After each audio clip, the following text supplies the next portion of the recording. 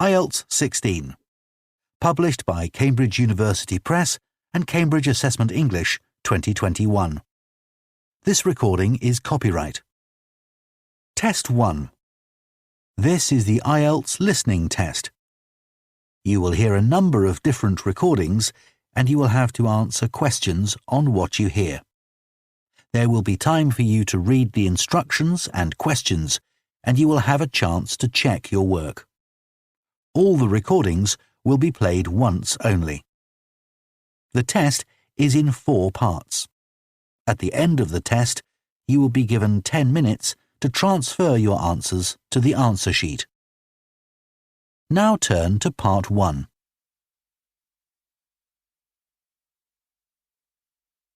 Part 1. You will hear a man phoning to find out about some children's engineering workshops. First, you have some time to look at questions 1 to 3.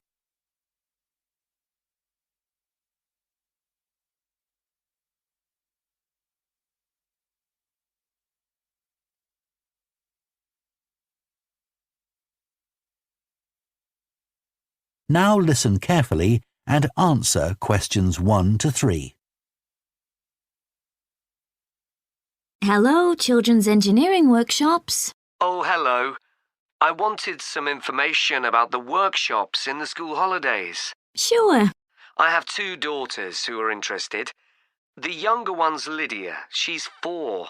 Do you take children as young as that? Yes, our tiny engineers workshop is for 4 to 5-year-olds. What sorts of activities do they do? All sorts. For example, they work together to design a special cover that goes round an egg, so that when it's inside, they can drop it from a height and it doesn't break. Well, sometimes it does break, but that's part of the fun. Right. And Lydia loves building things. Is there any opportunity for her to do that? Well, they have a competition to see who can make the highest tower. You'd be amazed how high they can go. Right. But they're learning all the time as well as having fun. For example, one thing they do is to design and build a car that's attached to a balloon, and the force of the air in that actually powers the car and makes it move along. They go really fast too. Okay, well, all this sounds perfect. Before you hear the rest of the conversation, you have some time to look at questions 4 to 10.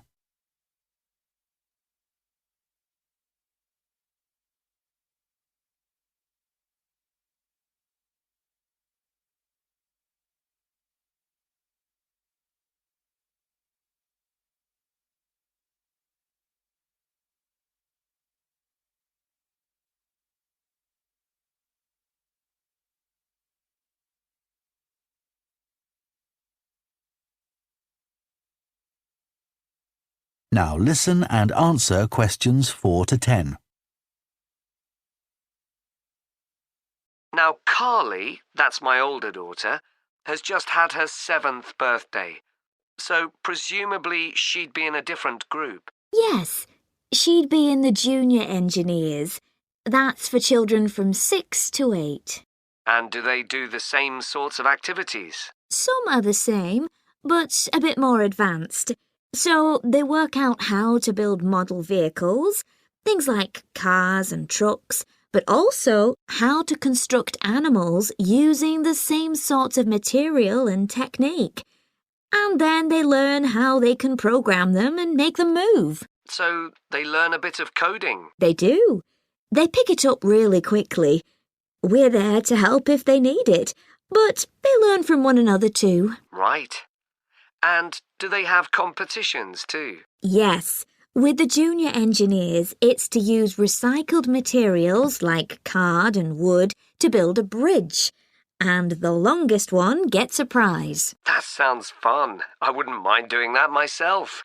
Then they have something a bit different, which is to think up an idea for a 5-minute movie and then film it using special animation software. You'd be amazed what they come up with. And of course, that's something they can put on their phone and take home to show all their friends. Exactly. And then they also build a robot in the shape of a human, and they decorate it and program it so that it can move its arms and legs. Perfect. So, is it the same price as the tiny engineers? It's just a bit more, £50 for the 5 weeks. And are the classes on a Monday too? They used to be, but we found it didn't give our staff enough time to clear up after the first workshop, so we moved them to Wednesdays. The classes are held in the morning from 10 to 11. OK. That's better for me, actually. And what about the location? Where exactly are the workshops held? They're in Building 10A. There's a big sign on the door. You can't miss it. And that's in Fradston Industrial Estate. Sorry? Fradston. That's F-R-A-D-S-T-O-N-E.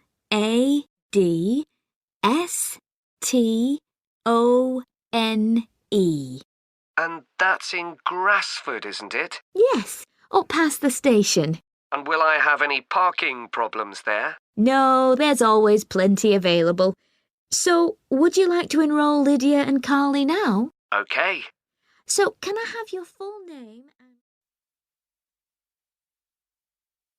That is the end of Part 1. You now have half a minute to check your answers to Part 1.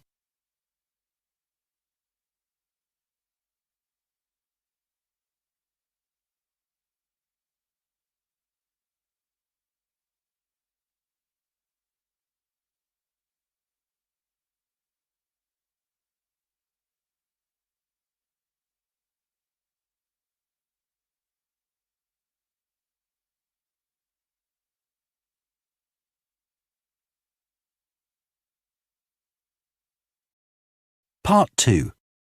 You will hear the Managing Director of a company called Stevenson's welcoming a group of work experience students. First, you have some time to look at questions 11 to 14.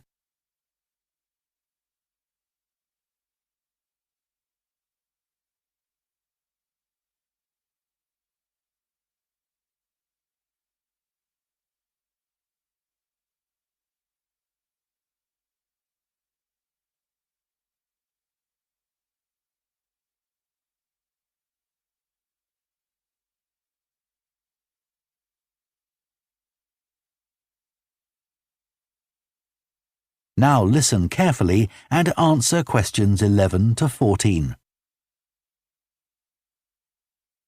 Good morning everyone and welcome to Stevenson's, one of the country's major manufacturers of metal goods.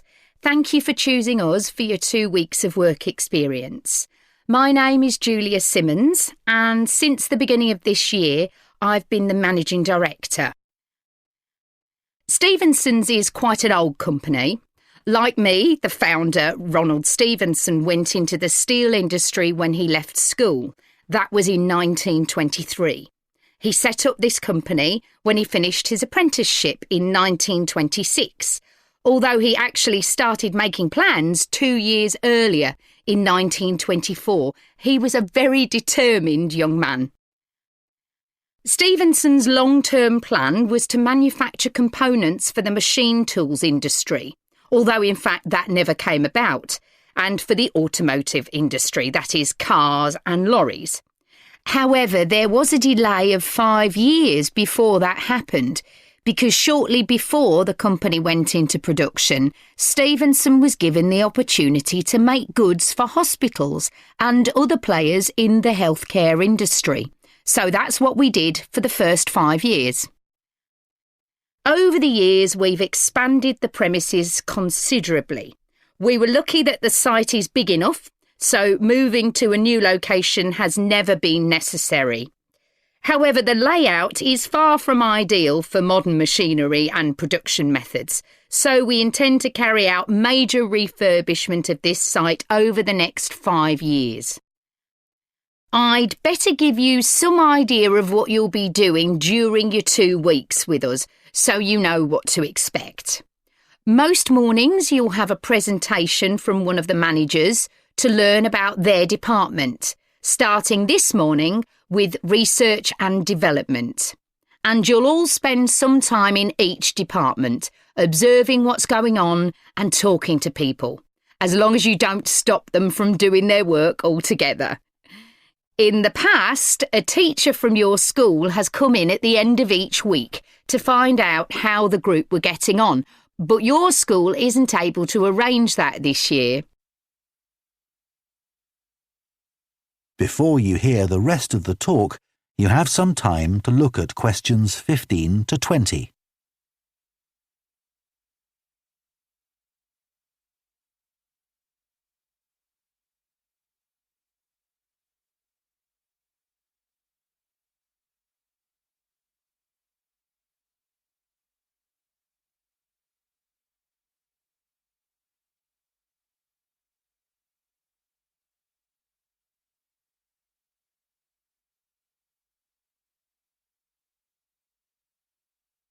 Now listen and answer questions 15 to 20. OK, now I'll briefly help you to orientate yourselves around the site. As you can see, we're in the reception area, which we try to make attractive and welcoming to visitors. There's a corridor running left from here, and if you go along that, the door facing you at the end is the entrance to the coffee room. This looks out onto the main road on one side and some trees on the other, and that'll be where you meet each morning. The factory is the very big room on the far side of the site. Next to it is the warehouse, which can be accessed by lorries going up the road to the turning area at the end. You can get to the warehouse by crossing to the far side of the courtyard, and then the door is on your right. Somewhere you'll be keen to find is the staff canteen. This is right next to reception. I can confidently say that the food's very good, but the view isn't. The windows on one side look onto a corridor and courtyard, which aren't very attractive at all, and on the other onto the access road, which isn't much better. You'll be using the meeting room quite often, and you'll find it by walking along the corridor to the left of the courtyard and continuing along it to the end. The meeting room is the last one on the right, and I'm afraid there's no natural daylight in the room. Then you'll need to know where some of the offices are. The Human Resources Department is at the front of this building, so you head to the left along the corridor from reception, and it's the second room you come to. It looks out onto the main road. And finally, the boardroom, where you'll be meeting sometimes. That has quite a pleasant view, as it looks out onto the trees. Go along the corridor past the courtyard, right to the end. The boardroom is on the left, next to the factory. OK, now, are there any questions before we move? That is the end of Part 2. You now have half a minute to check your answers to Part 2.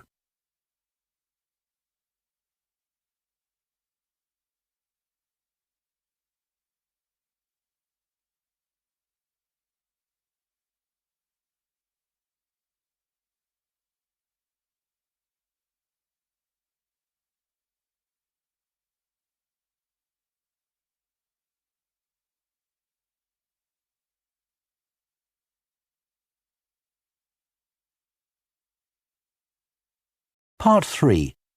You will hear two students called Jess and Tom discussing their art projects.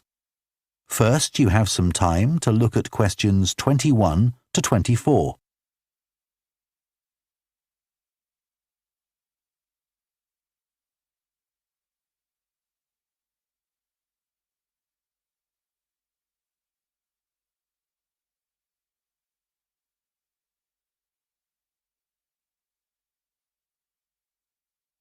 Now listen carefully and answer questions 21 to 24. How are you getting on with your art project, Tom? OK. They gave us the theme of birds to base our project on, and I'm not really all that interested in wildlife, but I'm starting to get into it. I've pretty well finished the introductory stage. So have I.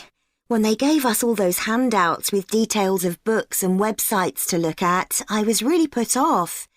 But the more I read, the more interested I got. Me too. I found I could research so many different aspects of birds in art. Colour, movement, texture. So I was looking forward to the bird park visit. What a letdown. It poured with rain and we hardly saw a single bird. Much less use than the trip to the Natural History Museum. Yeah. I liked all the stuff about evolution there. The workshop sessions with Dr. Fletcher were good too, especially the brainstorming sessions. I missed those because I was ill. I wish we could have seen the projects last year's students did. I suppose they want us to do our own thing, not copy. Have you drafted your proposal yet? Yes, but I haven't handed it in. I need to amend some parts. I've realised the notes from my research are almost all just descriptions. I haven't actually evaluated anything, so I'll have to fix that. Oh, I didn't know we had to do that. I'll have to look at that too. Did you do a timeline for the project? Yes, and a mind map. Yeah, so did I. I quite enjoyed that. But it was hard having to explain the basis for my decisions in my action plan. What? You know, give a rationale. I didn't realise we had to do that. OK, I can add it now. And I've done the video diary presentation and worked out what I want my outcome to be in the project. Someone told me it's best not to be too precise about your actual outcome at this stage, so you have more scope to explore your ideas later on. So I'm going to go back to my proposal to make it a bit more vague. Really? OK, I'll change that too then. Before you hear the rest of the discussion, you have some time to look at questions 25 to 30.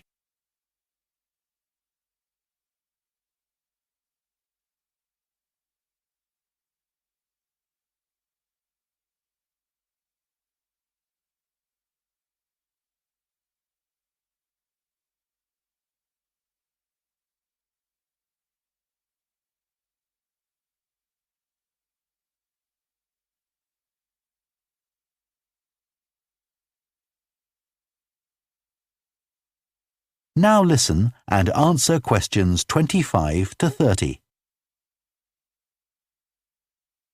One part of the project I'm unsure about is where we choose some paintings of birds and say what they mean to us. Like, I chose a painting of a falcon by Landseer. I like it because the bird's standing there with his head turned to one side, but he seems to be staring straight at you. But I can't just say it's a bit scary, can I? You could talk about the possible danger suggested by the bird's look. Oh, OK. There's a picture of a fish hawk by Audubon I like. It's swooping over the water with a fish in its talons and with great black wings which take up most of the picture. So you could discuss it in relation to predators and food chains? Well, actually, I think I'll concentrate on the impression of rapid motion it gives. Right. Do you know that picture of a kingfisher by Van Gogh? It's perching on a reed growing near a stream. Yes, it's got these beautiful blue and red and black shades. I've actually chosen it because I saw a real kingfisher once when I was little. I was out walking with my grandfather and I've never forgotten it. Oh, so we can use a personal link? Sure. OK. There's a portrait called William Wells. I can't remember the artist, but it's a middle-aged man who's just shot a bird. And his expression and the way he's holding the bird in his hand suggests he's not sure about what he's done. To me, it's about how ambiguous people are in the way they exploit the natural world. Interesting. There's Gauguin's picture via a Matty. He did it in Tahiti. It's a woman with a white bird behind her that is eating a lizard. And what I'm interested in is what idea this bird refers to. Apparently, it's a reference to the never-ending cycle of existence. Wow. I chose a portrait of a little boy, Giovanni de' Medici. He's holding a tiny bird in one fist. I like the way he's holding it carefully so he doesn't hurt it. Oh, right. That is the end of Part 3. You now have half a minute to check your answers to Part 3.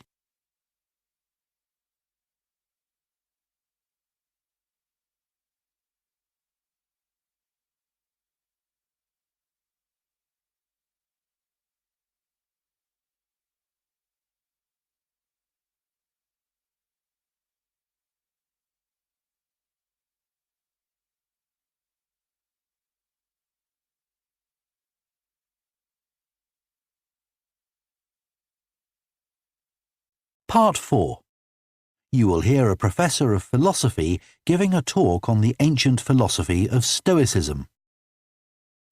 First, you have some time to look at questions 31 to 40.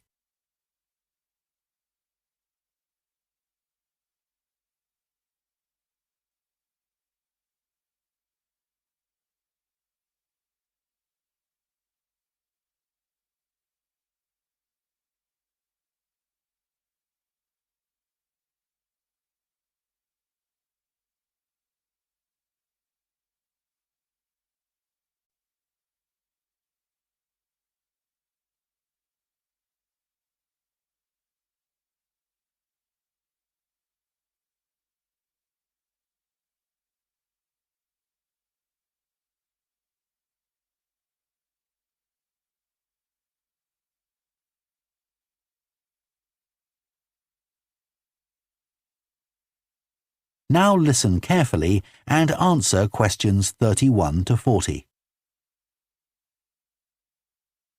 Ancient philosophy is not just about talking or lecturing or even reading long, dense books. In fact, it is something people have used throughout history to solve their problems and to achieve their greatest triumphs.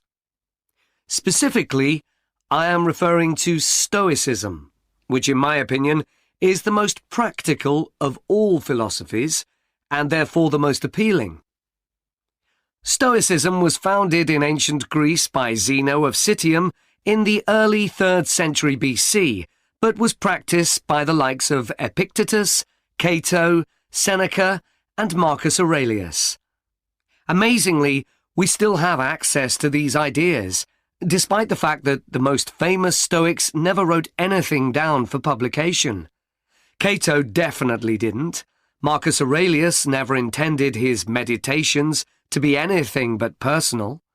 Seneca's letters were, well, letters, and Epictetus's thoughts come to us by way of a note-taking student. Stoic principles were based on the idea that its followers could have an unshakable happiness in this life, and the key to achieving this was virtue. The road to virtue, in turn, lay in understanding that destructive emotions like anger and jealousy are under our conscious control. They don't have to control us, because we can learn to control them. In the words of Epictetus, external events I cannot control, but the choices I make with regard to them I do control. The modern-day philosopher and writer Nassim Nicholas Taleb defines a Stoic as someone who has a different perspective on experiences which most of us would see as wholly negative. A Stoic transforms fear into caution, pain into transformation, mistakes into initiation, and desire into undertaking. Using this definition as a model, we can see that throughout the centuries, Stoicism has been practiced in more recent history by kings, presidents, artists, writers, and entrepreneurs.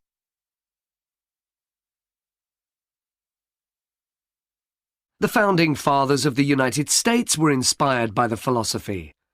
George Washington was introduced to Stoicism by his neighbours at age 17, and later put on a play based on the life of Cato to inspire his men.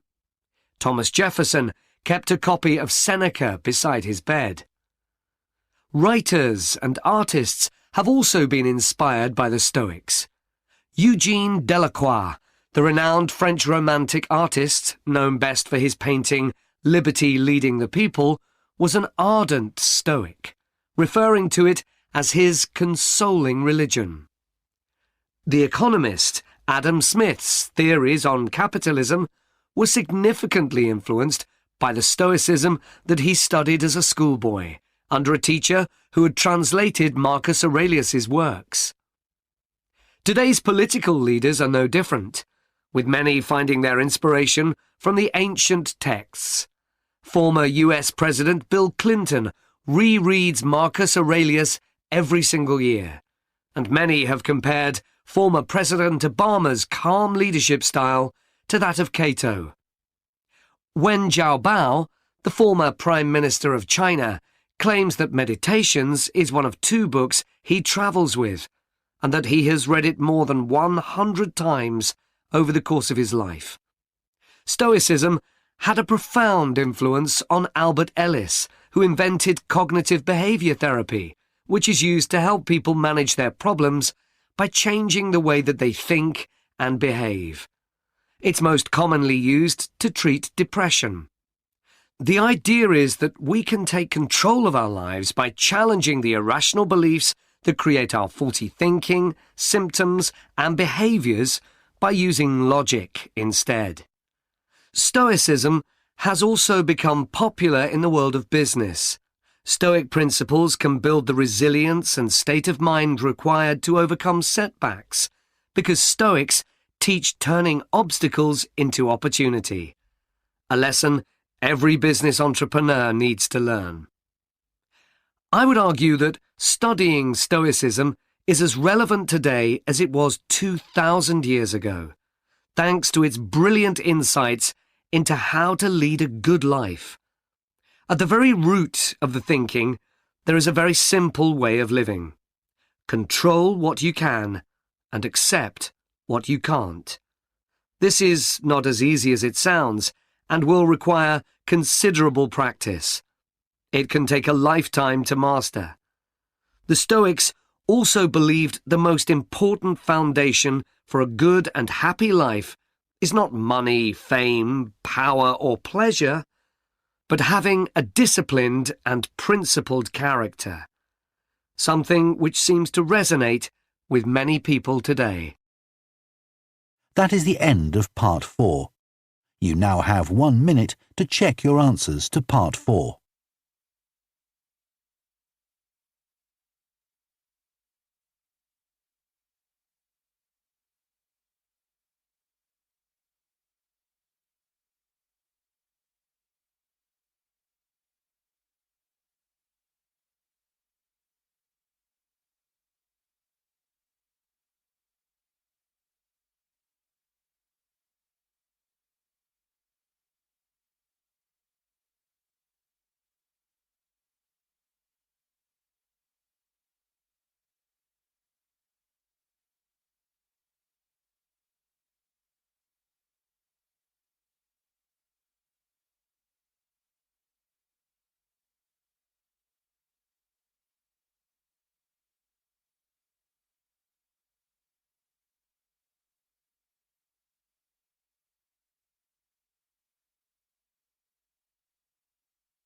That is the end of the listening test. In the IELTS test, you would now have 10 minutes to transfer your answers to the answer sheet.